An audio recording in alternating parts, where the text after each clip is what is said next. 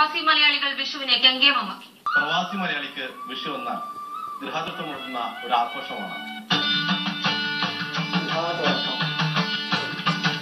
ഐശ്വര്യത്തിന്റെയും സമ്പൽ സമൃദ്ധിയുടെയും പ്രതീകമായ വിഷു ഏറെ ആഘോഷത്തോടെയാണ് പ്രവാസി മലയാളികൾ കൊണ്ടാടിയത്.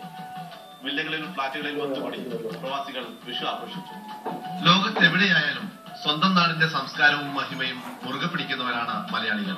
മലയാളി ഉള്ളിടത്തെല്ലാം ഓണവും വിഷുവും മറ്റ് ആഘോഷങ്ങളുമുണ്ട്. പരിമിതികൾക്കിടയിലും പ്രവാസ ലോകത്ത് വിഷു ആഘോഷങ്ങൾ സജീവമായിരുന്നു. ഫ്ളാറ്റുകളിലും വില്ലകളിലും ഒത്തുകൂടി മലയാളികൾ വിഷു ആഘോഷിച്ചു.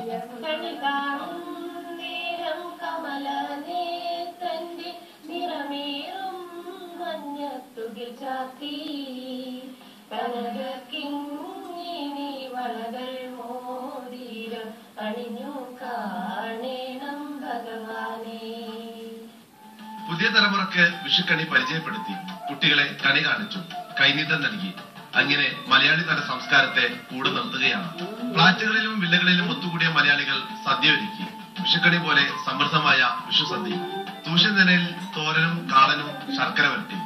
പഴയ തലമുറക്കൊപ്പം പുതിയ തലമുറയും ഐശ്വര്യത്തിന്റെ ഈ നിറക്കാഴ്ചകളിൽ പങ്കുകൊണ്ടു.